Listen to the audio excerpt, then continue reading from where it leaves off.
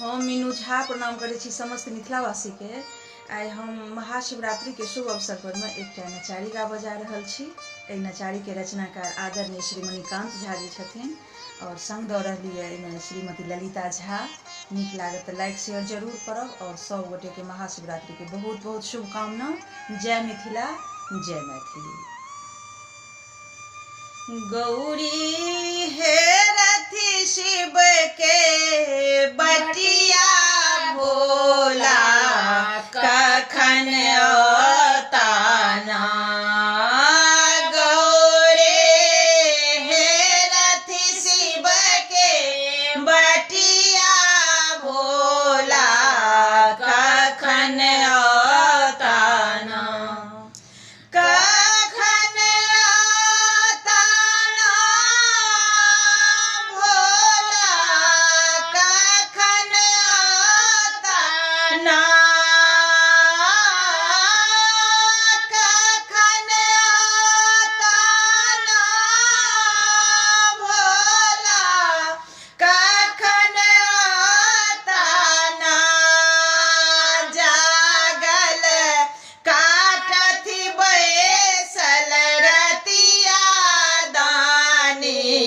कखन अवताना।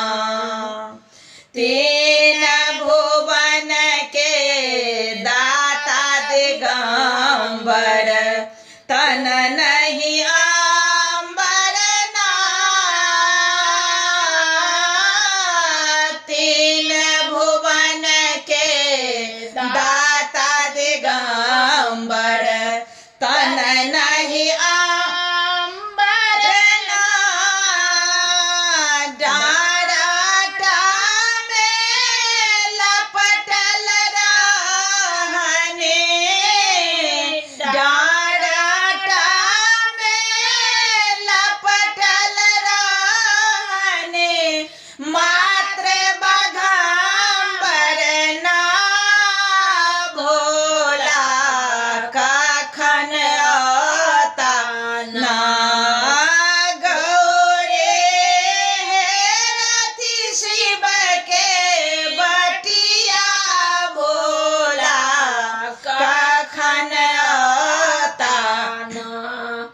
मन ही मन बेचारथ गौरी हर छथि मसानी ना। मन ही मन बेचारथ गौरी हर छथि मसानी ना।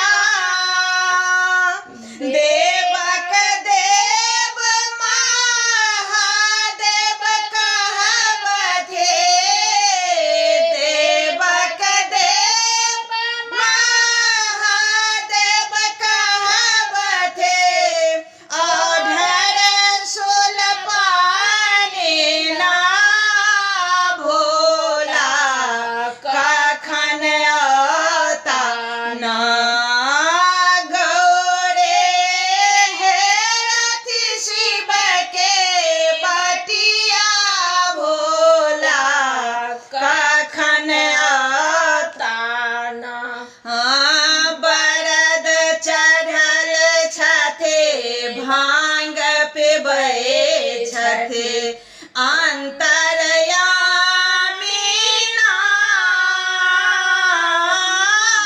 बरद चढ़ै छथि भांग पिबै छथि अंतरयामी ना। मणिकांत के शरण लगावथे मणिकांत